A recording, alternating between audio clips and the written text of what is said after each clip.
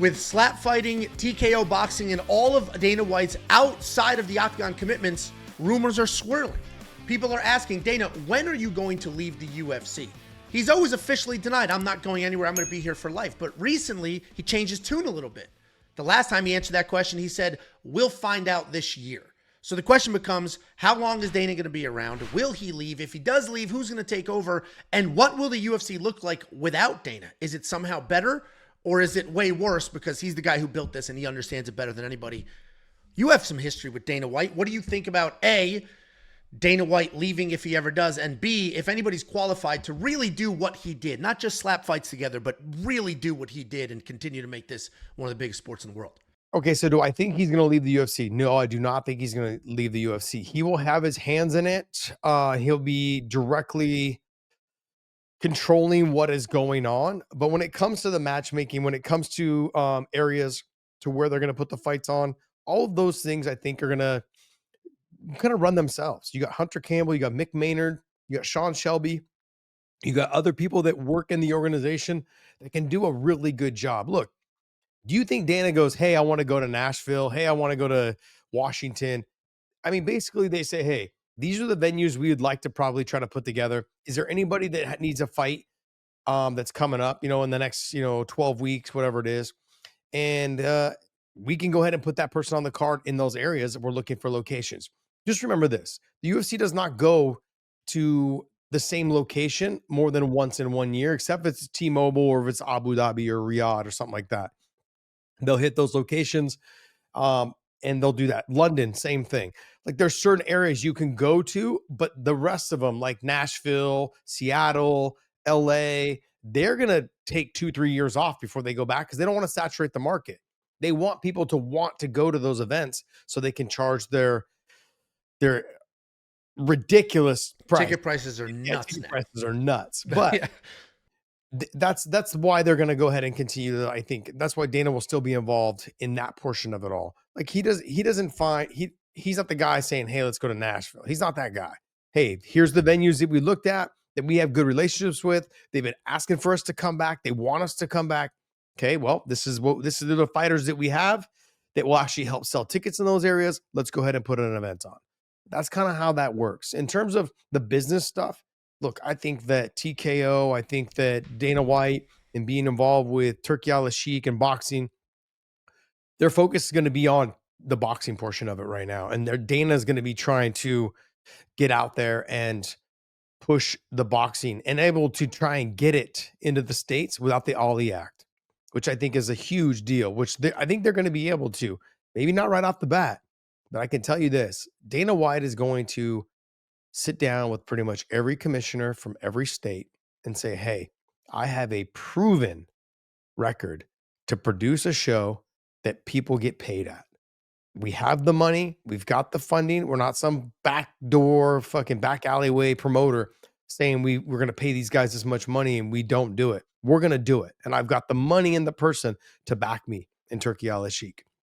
That being said, they're going to have to jump through some hoops, and Dana White's going to be that guy out there campaigning to say, hey, we're going to kind of make boxing what UFC was and is now. And that's what we're going to do. We're going to have the title under us. Everyone can have their managers, and we have proven that it can work, and we can create 10 fights or 9 fights on one card, and 20, to 18 fighters are getting paid 25 to 50 to 75 grand, up to 250, and then 750, I think is the final one. There's money to be made there. And look, I think also too, with that amount of money that they're paying, like guys like Canelo Alvarez, Bud Crawford, whoever else is they can bring those guys in and have them fight and headline those cards. They're going to pay extra for them, obviously, because those guys are used to that type of money, but they'll build their young stars up underneath those main events. And they will just go ahead and eventually create another UFC, but in boxing. The hardest part's going to be for Dana to campaign about getting rid of the Ali Act, or at least sidestepping it and say, we're not boxing. We are boxing, but it's not run the same. We're in a legit organization, just like the UFC is. And we're going to do it this way. So I think if we look at the evolution of the UFC, Dana White, a few others, right? A handful of people were instrumental in this sport even being a thing, right? The Gracies made it a sport. It all started as an infomercial just to advertise how good jiu-jitsu is.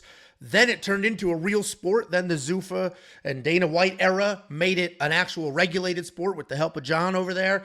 And then it really started to take off, right? The Ultimate Fighter. That entire evolution needed a Dana White, needed somebody who understood the business side, understood that this is entertainment and a sport, and was able to campaign and do all those things. Where the UFC is right now, it basically does run itself. Dana White doesn't do as much as he used to. He's obviously very, very involved, makes a million decisions. They have the board, they're pick and fight, all that stuff. But whether Dana's at the helm or somebody else is at the helm, the matchmakers are doing the matchmaking. The Mark Ratner's working with the regulatory bodies. Like, all of these things are happening so that UFC just continues to run like a well-oiled machine. And that's what it is. We're 30-something years into this. It's running like a well-oiled machine. It's continuing to grow.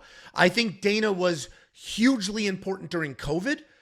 I don't know who behind the scenes was like, let's go to an island and we'll do I don't know who made those individual decisions, but at that moment in time, Dana was wildly important. Right now, where it sits today, the biggest it's ever been, running as smoothly as it has ever run before, with people like Hunter and, as you mentioned, Mick Maynard, Sean Shelby, with all of those people in place doing all of their things. I think Dana could take a complete step out, and I don't think we skip a beat at all. As a fan, you miss out on his candor. I love how just open and he'll just say whatever, right? His candor of like, this fighter, no, I'm not giving him a title shot.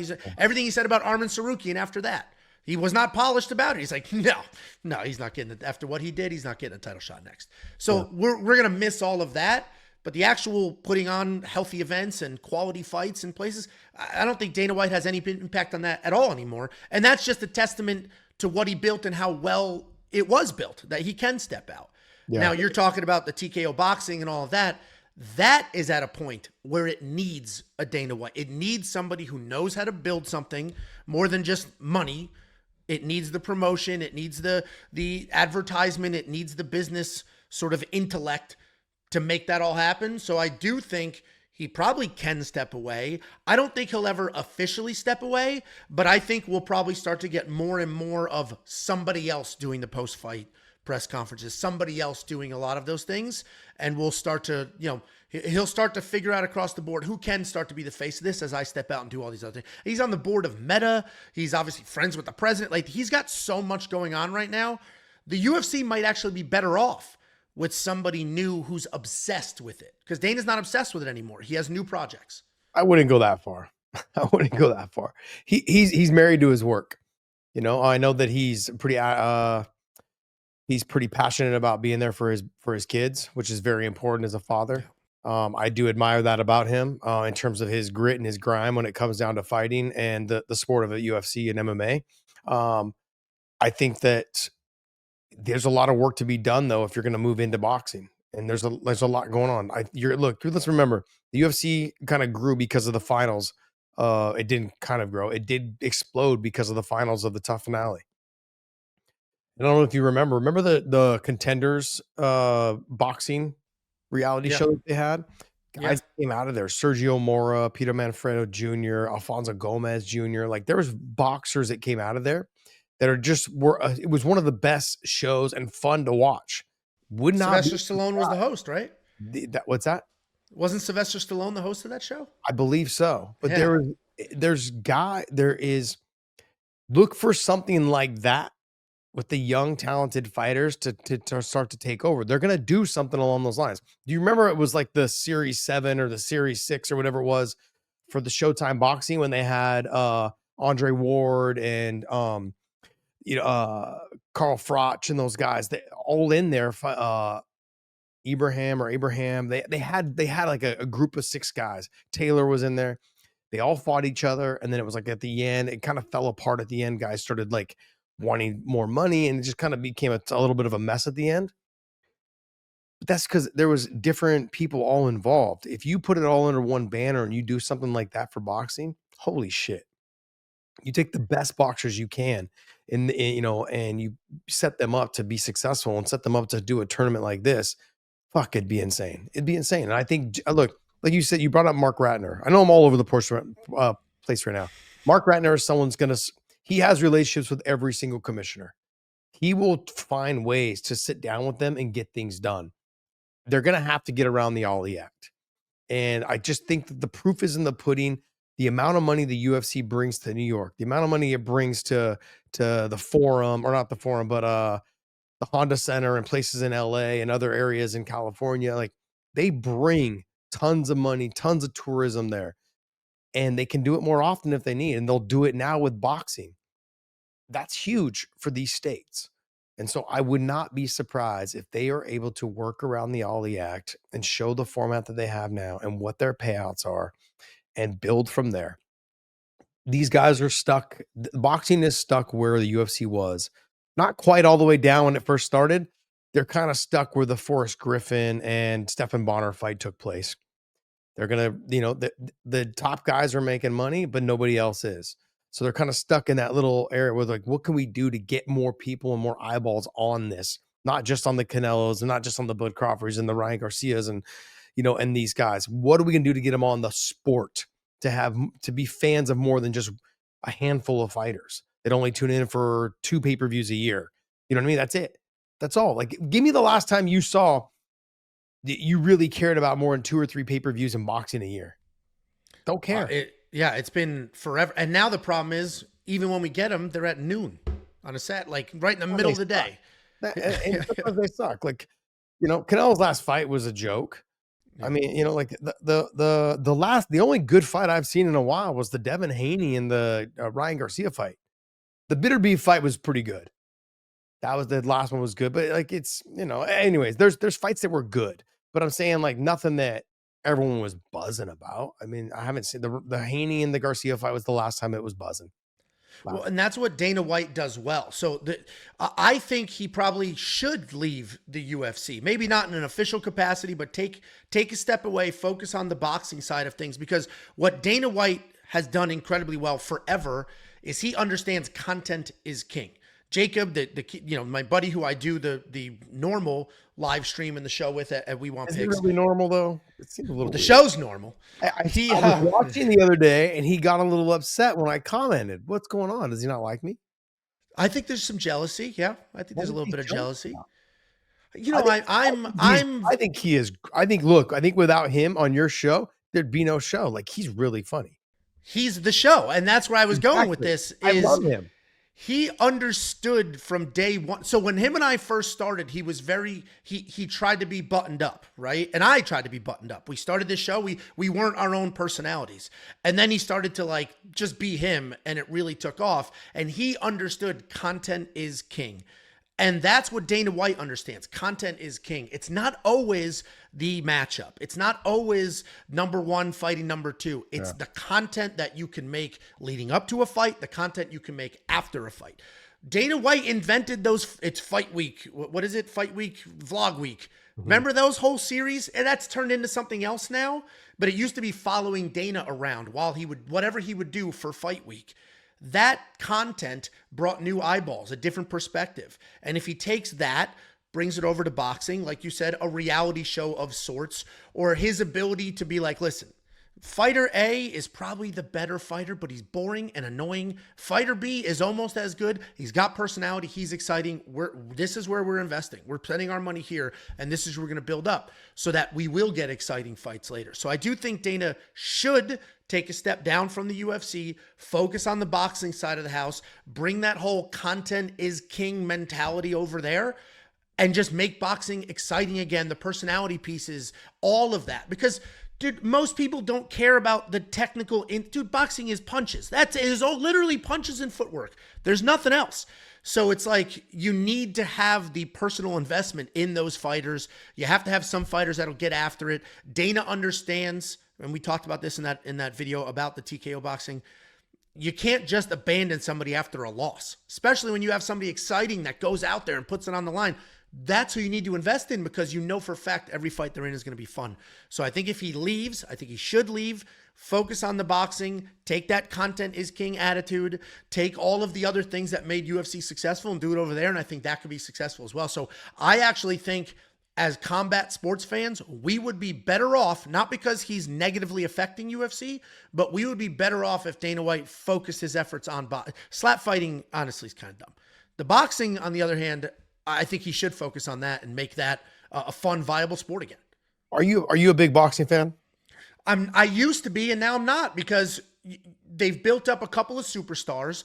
I don't know anybody else. I know literally nobody else. That you know what? This is where I am a huge casual. I fall into the Jake Paul trap. Oh. I will watch 100% of those freak show fights. I will watch every single one of them because it's like I do know those names, so it's like I will watch this, and I don't care about the quality. It'll be entertaining. And I think we need to get back to some of that. Like, hey, this is just going to be entertaining. And Jake Paul's showing you that works. The numbers are there. Just be entertaining.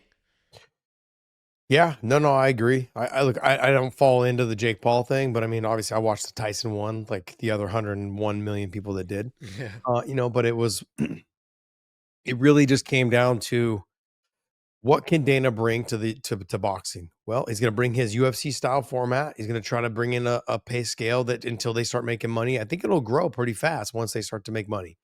I think the fights will be 6, 8, and 10 round fights. It'll be a while until they get to the 12 round fights. But when they do get to the 12 round fights, it'll be the guys that they're going to be paying. Turkey's going to pay guys like Canelo. He's going to pay guys like Ryan Garcia. He's going to pay guys like Anthony Joshua. Those guys are going to get paid what they're getting paid. They're not going to come fight for less money just because it's like, oh, we're doing me a favor. No, they're not doing that. But all the guys that they signed to fight underneath them, those guys are going to make that pay scale of what he was talking about. And let me just remind you guys, just because you fought on the Floyd Mayweather fight on the undercard doesn't mean that you made a ton of money. They made maybe 10 grand, maybe. You know how many times that I've worked with pro boxers, I used to work with them in their conditioning and their cardio and things like that, their strength conditioning. I'd work with a lot of pro boxers. One of them specifically who fought Kirkland, fought Angulo, he fought top guys. Bottom line is that there was moments there where they were offering him like 800 and 800 to fight certain guys, and then eventually had some really good wins, but he was on some really good undercards. Like he was on the Paul Williams Margarito fight. He was the co-main event, and he only made like 10 grand. So I don't want to hear about how like, oh, boxers get paid all this money. The top ones do. The 0.0001% of them do, but the rest of them don't. So the fact that there's a format already laid out in terms of pricing, I saw everyone taking digs at, oh man, you're never going to get boxers this way. Those boxers that are hungry to be boxers, that's why I related it to the early UFC days. I'm sorry, we didn't care. We did care how much money we made, but we knew what the limit was. The market was at 25 grand or 50 grand for a fight if you were a main event, or 100 grand, whatever it was.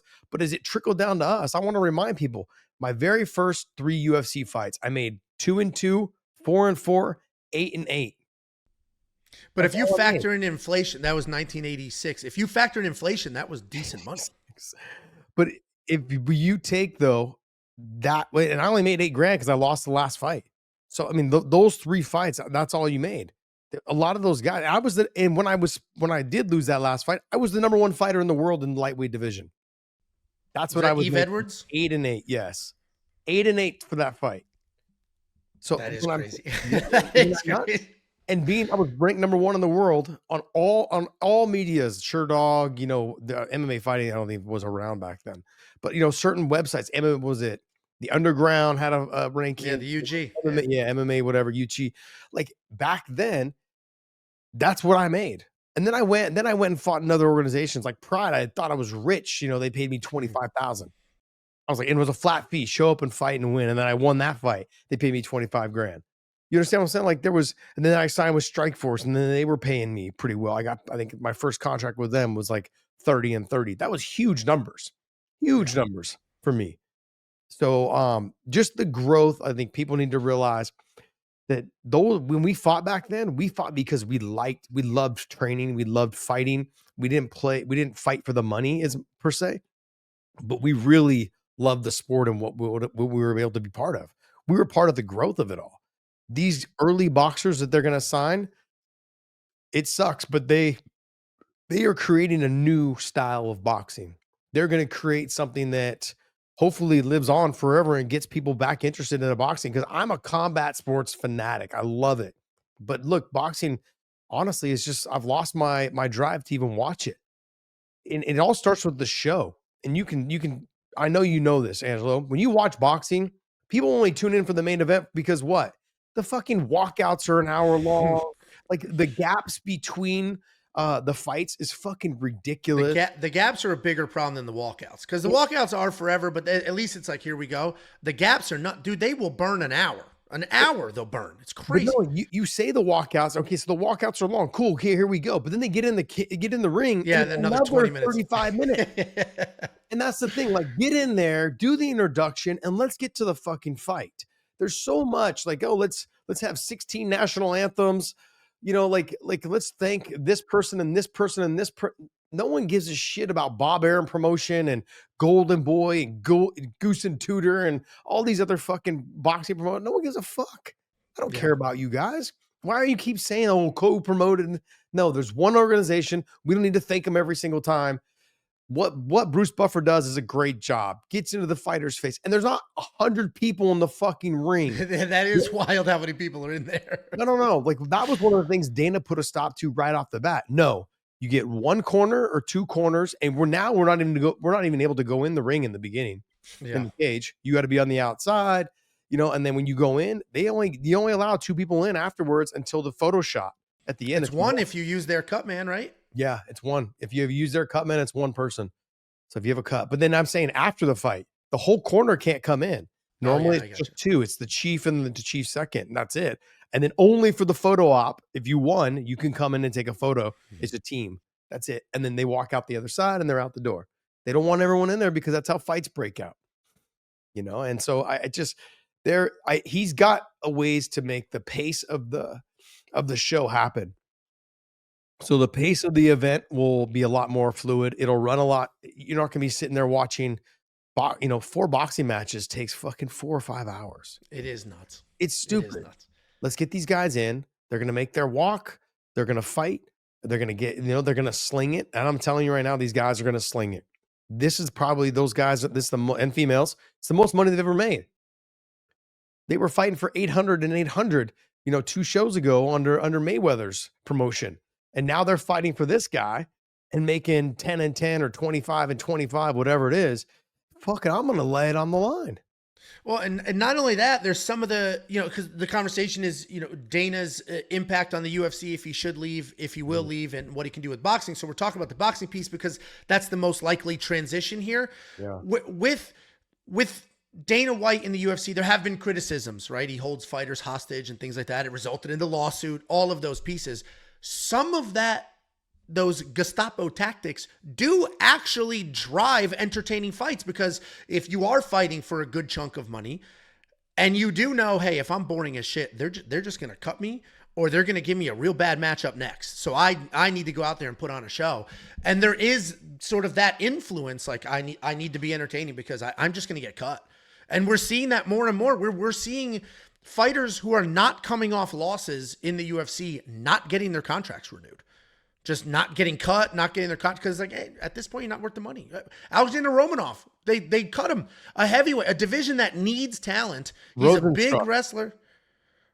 Rosenstruik got cut. Yeah, Rosenstruik got cut. Yeah, Alexander Romanov got cut. And these are guys that could be something, but they're like, hey, you're not entertaining enough. You're too expensive. So that sort of and that's the Dana White influence. That Dana White influence on boxing could help as well, right? There will be exciting for, hey, you're boring, you're gone. I'm not spending this money for what? This is that's why I mentioned before, content is king. This is entertainment. I understand it's a sport, but it's not a sport like football or basketball. You know what I mean? It's people are rooting for entertaining fights. And if your favorite fighter wins, that's awesome, but you just want it to be entertaining. I think he should leave the UFC to focus on boxing to help all of us out in the next 5, 6, 7, 10 years. We have another sport that we care about as much as we do UFC. Yeah, Hunter Campbell will slide in and kind of be the face, I think, is what he'll do. Is he's very smart, has good relationships with everyone. Mick Maynard is going to be the number 2. Sean Shelby probably right there, number 2, number 3. They're going to work together though. A lot of work together. I want to remind people that when I fought over in Pride and when I fought over in Dream and and all those events over in Japan, it says in their contracts, like, if you fight or have an exciting fight, we will have you back. It's just like that's really what they care about.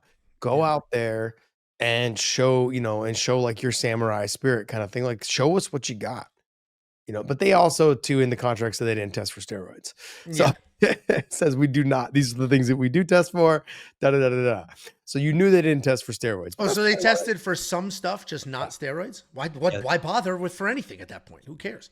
Because, well, in Japan, like marijuana is illegal. So so juice to the gills, Yeah. Mark Kerr couldn't touch weed.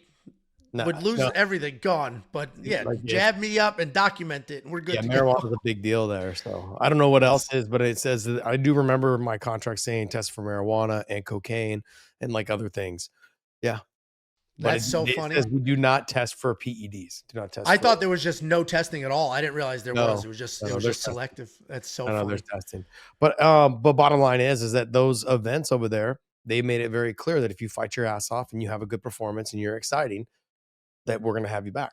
And that explains a lot. Remember the Takanori Gomi, Joaquim Hansen, Eddie Alvarez, Aoki, like you had guys that just did everything. The Imanari, like his whole role underneath and doing things that people had never done before. Like these are just like, let's go out there and see what we can do and have fun with it. So it was fun. Sakuraba with his double hand chop, and all the other things. Those are all things that were just exciting. People were trying to create things that no one had ever seen before to get the crowd to go, oh, because they never really cheered. They just, oh, and they clapped a little bit and went back to being quiet. So, but I think that he's got a right idea. I think he's already got an idea of how he wants to do it, obviously, and what they're going to do. He's going to have Mark Ratner work his magic with the commissions, see what they can do to get around the Ollie Act. What would you say if they made this more of a, if they altered the gloves and it wasn't 8 and 10 ounces anymore, and it just became like not MMA gloves, but something along those lines, like a thinner, smaller 4-ounce glove for boxing? Because you see bare knuckle boxing starting to take over a little bit. I'd rather watch bare knuckle boxing than I'd rather watch a fucking boxing match. Because you don't have to know a single name to know that this is going to be pretty entertaining. It's going to be entertaining, and it's going to move along very fast. You're going to get quick knockouts. You're going to get slobber knockers. You're going to get a lot of blood, and the fight's going to be fun for the 5 rounds or 4 rounds.